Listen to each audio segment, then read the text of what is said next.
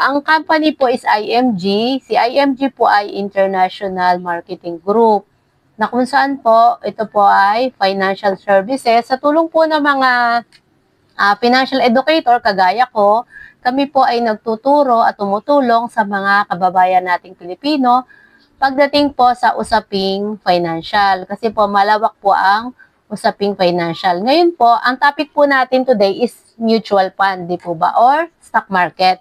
Pero po, introduce ko po muna sa iyo, ito po ang ating ambassador, si Rapi Tulfo, and ambassadress naman po si Corina Sanchez dito sa IMG.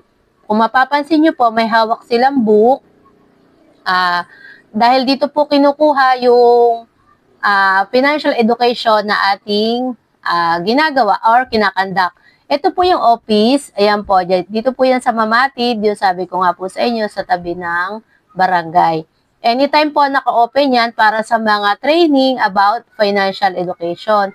And then, kung makikita nyo naman po dito sa left side, sila po yung ilan sa mga na-educate na po natin. Yan.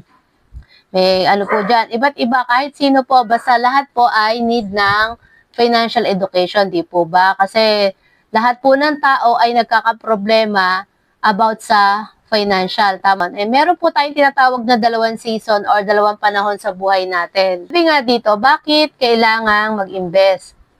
Kasi nga po, ang pag-i-invest, ito ay isang pagtatanim na kung saan nag-iipon po tayo para sa ating goal, di po ba? Kung meron tayong dapat paghandaan, mas maganda po na tayo ay mag-invest para po yung pera natin tumutubo.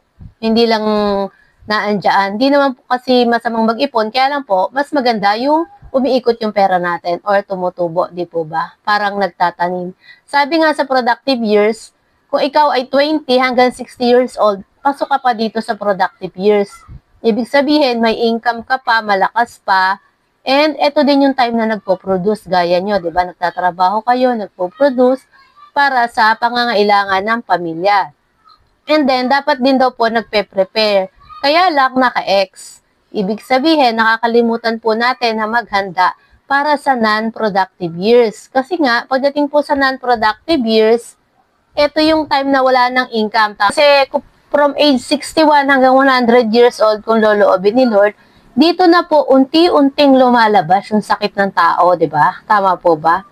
And then, ito na rin kasi yung panahon na kung saan retired na ang tao, senior na, hindi na kaya magtrabaho. Kaya ang tanong po dito, ma'am, meron ka bang na-prepare or meron ka na bang tinanim? Dahil sabi nga po ni Benjamin Jokno, ng Bangko Sentral, 87% of senior citizens walang sapat na retirement savings or umaasa lang sa anak or umaasa sa pensyon. Naniniwala po ba kayo doon? Kaya nandito po si IMG para matulungan po tayo para makapag-prepare at hindi tayo umasa sa anak natin kasi hindi rin naman natin sila masisisi kung minsan hindi talaga tayo matulungan kasi nga po meron din silang pamilya na sinusuportahan. Pero kayo po ba, gusto nyo mapabilang dito sa sinasabi ni Benjamin Jokno? Then, sabi nga po dito, kung ikaw ay, kahit ikaw ay OFW, employee, business owner, self-employed, seaman, kahit anong trabaho po natin na maganda, pero kung tayo ay hindi nakapag-prepare, financially broke pa rin tayo. At kung hindi natin alam kung ano ipe-prepare natin, di po ba? At wala ding nagturo sa atin kung ano ba yung dapat nating i-prepare at kung ano ba yung dapat nating buuhin. Kasi sa next slide, ituturo ko po kung ano yung dapat nating buuhin.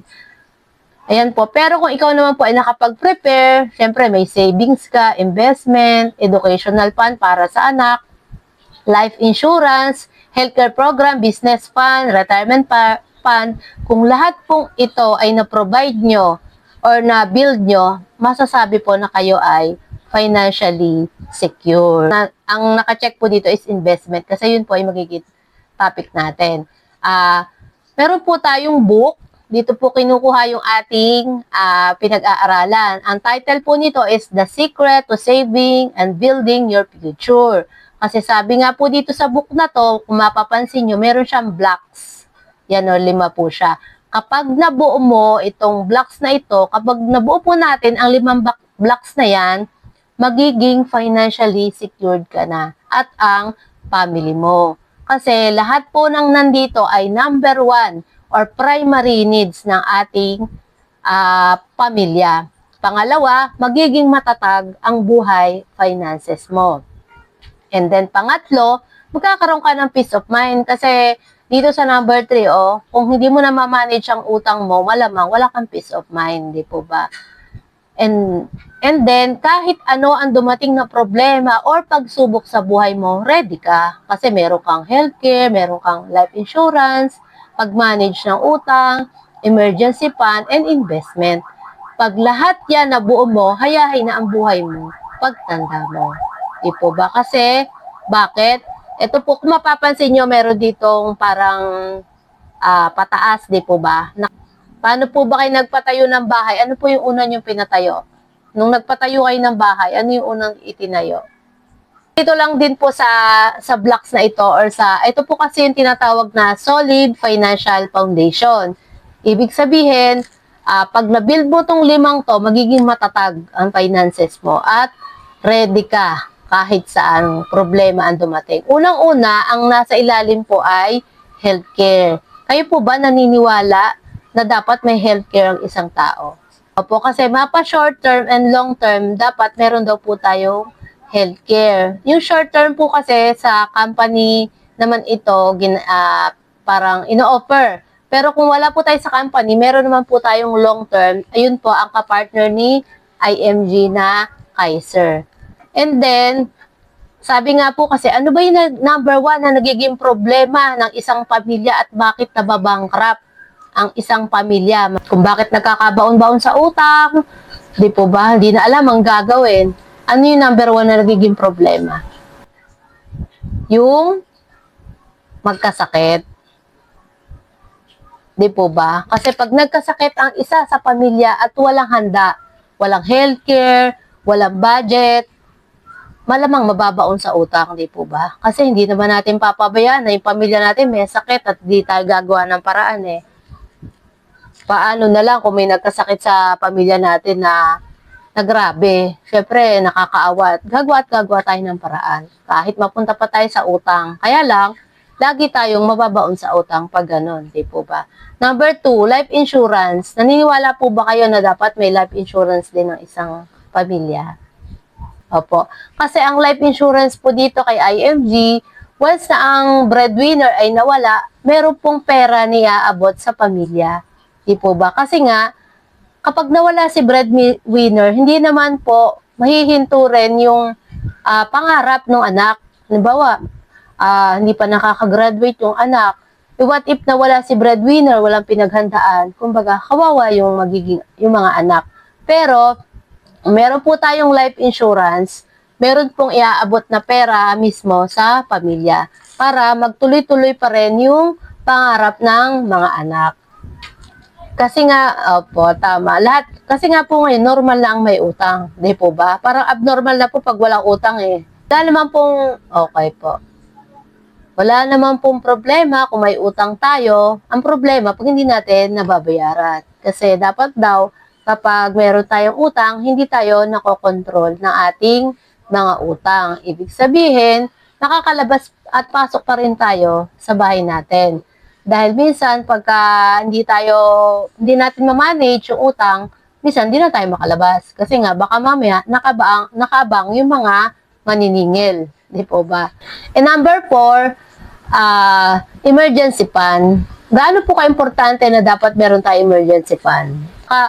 Anytime na dapat, pag nagkaroon ng emergency, meron kang madudukot, even nasa aparador mo or what, or nasa ATM na mabilis ma-withdraw, dapat naandyan po agad yon, di po ba? Kasi emergency yun. Ito yung mga pagkakataon na kung saan hindi mo inaasahang maubusan ka ng gasol.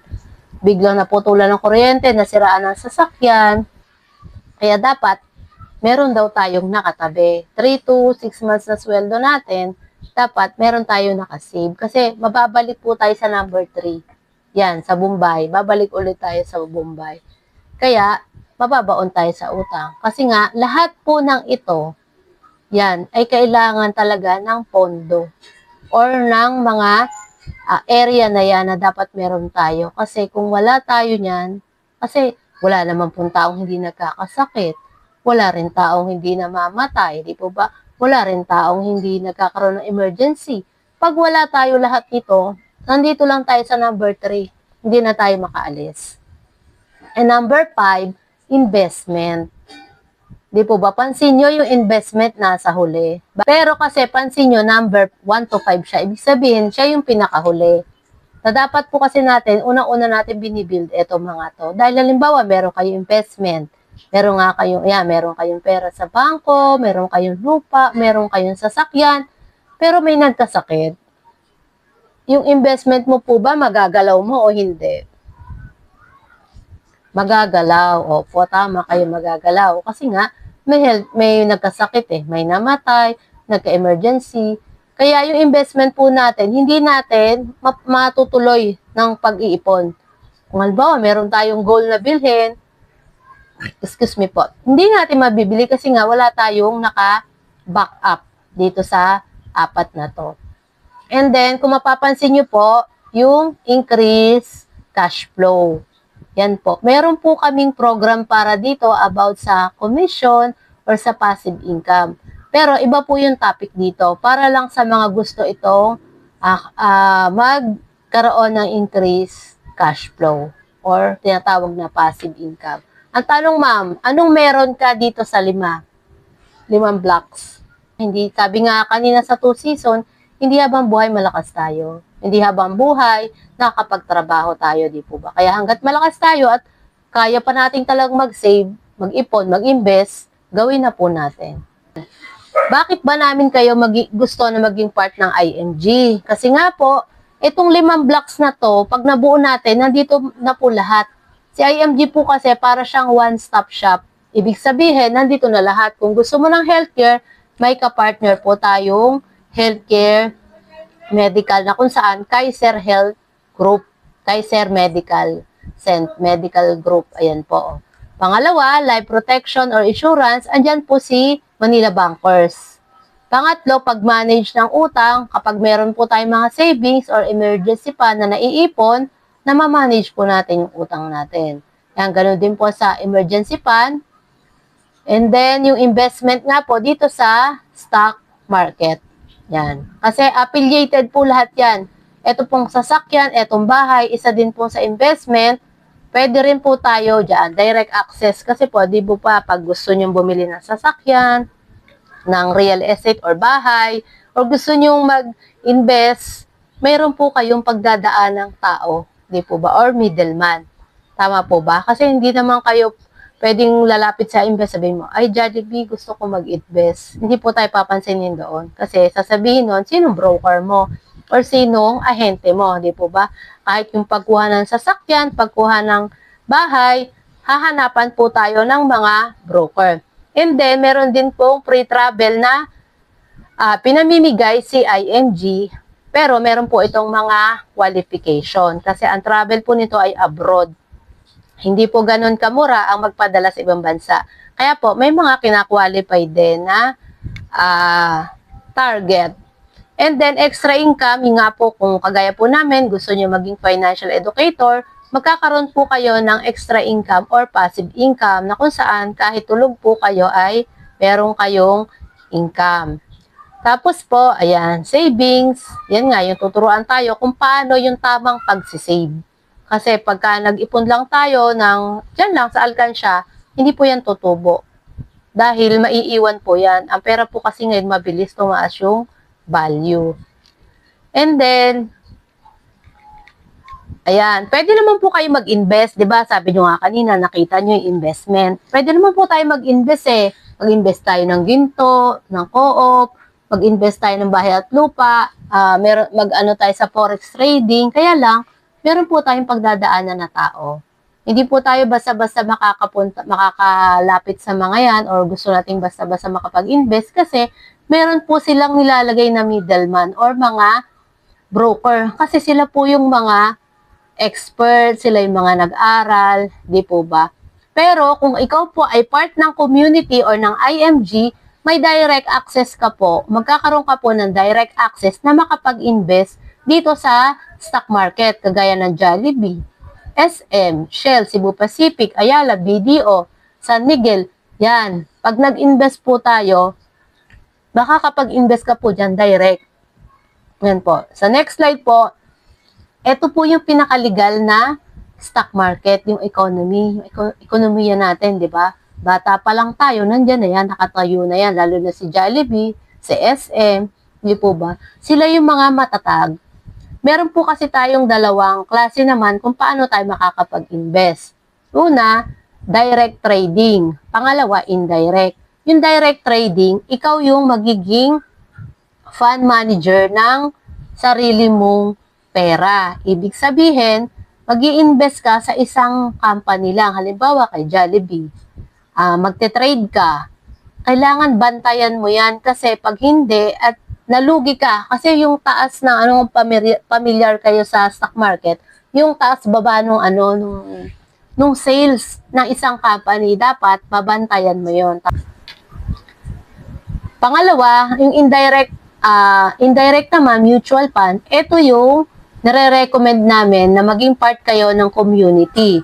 Maging part kayo ng IMG kasi meron po kayong direct access dito. At may fund manager po na kung saan siya yung mag-aasikaso ng pera mo para i-distribute yung pera mo dyan sa iba't ibang company na yan. Kumbaga, naka-diversify, nakakalat yung pera mo. Compare dito, pag nalugi si Jollibee, wala ka na rin. Eh dito po, kahit yung 20 mo, ikakalat yan dito, 20 pesos yan. Para kung mawala man yung isa, meron ka pang naka-reserve. Pero sa pagkakaalam ko, hindi pa po nalulugi si SM at si Jollibee. Hindi po ba? Ngayon, pwede ka rin naman pong mag-invest yung naglalagay po sa card SME, sa Pag-ibig MP2, ProLife, Sun Life. Kaya lang po, meron kang pagdadaanan na middleman or tao. Di po ba? Meron kang babayaran. Siyempre, nagtrabaho siya sa pera mo. Magpapasok ka dito kay hindi naman siya papayag na inaasikaso niya yung pera mo, wala siyang bayad. Di po ba?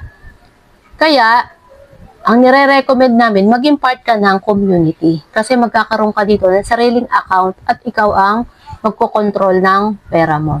Kaya ang tanong ko dito, ano mas gusto mo? Indirect, direct. And then, dito po yung ating sample computation. Halimbawa, meron kang 20,000. May dalawang option po kasi dito na pag-invest. Yung option 1, ito yung may middleman. Ayan. Si middleman, mag-aasikaso siya ng pera mo, yung 20,000 mo, dadalhin niya dito sa, ilalagay mo kay BPI, MP2. Ngayon po, ini-invest pa rin niya, dito yan sa stock market. Hindi naman po yan pag nag-invest ka dito, dito lang. Hindi po rin kikita yung pera mo pag pinatago mo lang sa kanila, di ba?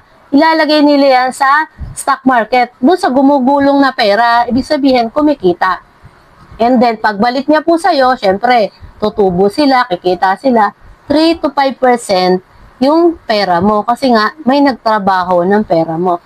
Unlike dito sa option 2, pansin nyo po yung isa nasa labas ng community, ikaw nandito ka sa loob. Pag po part ka ng IMG, yung 20,000 mo, kumita siya ng 12 to 15%, direct yan dito sa stock market. And pagbalik, ganun pa rin, walang binawasan kasi ikaw mismo ang naglalagay ng pera papunta doon sa stock market. Meron lang fund manager na magkakalat, magda-diversify ng pera mo sa mga big company na to. Yan po, yung isa, naglagay siya ng 20,000, in 2 years, kumita ang pera niya ng 41,818.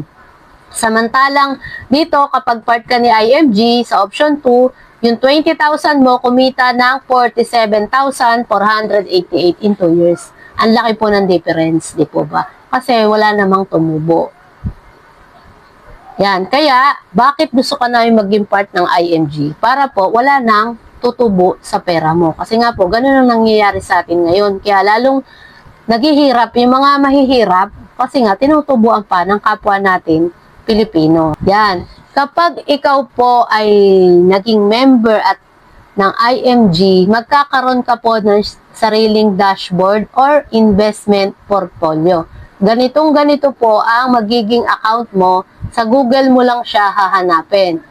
Kapag nag-transfer ka ng pera dito sa sa ipon mo, meron yung reference number, transaction date, kung kailan mo pinasok, subscription, ibig sabihin, nagpasok ka, request redemption, nag-withdraw ka. Ayan. booking, kung kailan po siya na-book. Kasi po, binubook po yan ni Fund Manager. Hindi po pag naglagay ka ngayon ng 100 pesos, mabubuk na agad. Kumbaga, mabibili na agad ng mga big company kasi share po ang binibili nila. And dahil 100 lang yung nilagay mo, syempre, hahanap po yan ng malalaking mag-invest na investor. Ibabakas yung pera mo doon sa malaki nag-invest para transfer doon sa company like ni Jollibee, TBDO, ganun po yun. Kasi syempre, pag 100 mo, dinirekta ni Fund Manager ng IMG sa Jollibee. Syempre, hindi na maaanohin ni Jollibee. Sabi, ba't mo 100? Anin ko to. Kulang pa pambili. Kaya ang ginagawa, binabakas sa mga malaking mag-invest. Ayan po, sabi dito, high percent of ROI. Ibig sabihin, yung balik sa inyo, mataas ang percent. Walang bawas. And next, you are in control of your investment. Nakakontrol mo kasi nakikita mo siya lagi anytime basta meron kang data and meron kang wifi. Accessible anytime and anywhere. Ayan nga, ma-access mo siya dahil magkakaroon ka ng dito user ID at password. Anytime, anywhere kang mag-login, mache-check mo na yung pera mo, kung magkano na yung tinubo. No required monthly top-up. Wala kang required monthly top-up. Kung halimbawa, ngayon, naglagay ka, next month, hindi. Okay lang. Yung ipon mo naman po yun It's up to you kung gusto mong dumami agad yung ipon mo or tumagal. Hindi po ba? Can withdraw after 6 months lock-in period. Ibig sabihin, gaya nyo, kung bago lang kayo, after 6 months kayo, makaka-withdraw. Compare po sa MP2, 5 years yon bago nakaka-withdraw. Tsaka sa Co-op, 1 year. Dito po sa atin, 6 months lang. Kasi patutubuin pa yung pera mo bago mo ma-withdraw. Sa lahat lang po ng first timer yun. Pero pag naka 6 months na, anytime po, withdraw mo ng withdrawin. Kaya lang, wala kang maiipon. Pag tanda mo, wala ka pa rin na-save, di ba? Kaya nga po tayo nag-iipon para sa future natin. No fees and charges. Wala pong kaltas kasi pera mo naman yun. Wala ka namang inutang doon Ikaw naman na nag-iipon And minimum 20 pesos top up. Minimum siya 20 pesos kasi nga, kinonsider din ni IMG ang mga estudyante na gustong mag-ipon. Totoong pwede ang 20 pesos. Kasi sa iba, hindi ka makakapag-invest ng 20 pesos. Kahit nga kahit nga pumunta ka ng bangko Ayan. Sabi nga dito, become a lifetime member. And po, kasi pag naging member ka na, lifetime na po yon. Kahit saan ka pumunta, hanggat nabubuhay ka, member. And then, ang po natin, membership fee is 6,000 pesos. Meron pong membership fee dito. Pero, meron po yung katumbas na benefits. Ayan po. Kapag po ikaw ay nagpa-member ng 6,000, ito po yung katumbas. Yung 1,000 mo, malalagay automatic sa investment mo. Ibig sabihin, may pampuhunan ka na agad na pag-uumpisahan. And then, yung 5,000, ang magiging benefits na katumbas niyan ay may access ka po sa mga stock market at saka direct access ka dyan sa mga Jollibee na makapag-invest sa BPI or what. And yung dashboard mo, anytime, anywhere, meron kang ma-access mo po siya kahit nasaan ka. Kasi sa iba po, wala pong ganito. Pangatlo, meron ka pong pre-training lagi. Umaten ka lang po ng umaten kasi po malawak ang financial Itong tinuturo ko po sa'yo investment, isa lang po ito sa 5 blocks na pinakita ko po sa inyo. Marami pa pong mga topic about sa financial. Pang-apat, meron ka pong libreng insurance from Fidelity na 50,000. And Manila Bankers, 100,000, may libre ka po ding insurance. Taon-taon po yan. And then healthcare, libre ka din po check-up sa Kaiser Medical Center, kalimitan nasa SM po yan. Only po yan. Kahit anong oras ka magpa-check up. Basta naka-open po ang Kaiser Kasi alam ko po alas 9 umpisa nito Tapos, may pre-travel din po binibigay si company, basta magawa lang yung mission. And then, meron din pong extra income na ino-offer si company. Kung gusto mo ng part-time or full-time, may iba po tayong training about dito. Pero sa ngayon po, ang concern po ninyo is investment. Meron po tayong online registration kapag gusto nyo pong magpa-member na, may nire-register po tayo, libre lang po ito. I-assist ko po kayo, yan, hingin ko po yung pangalan nyo, email address, libre lang po yan. Para once na decided na kayo magpa-member or magbayad, mabilis po nating ma-process yung inyong registration or membership. Ayan po, ayan. Tapos na po tayo. Once again, I'm Malu Orbigoso, one of the financial educator dito sa IMG. Marketing Director po ako dito sa IMG. Isa po sa Marketing Director.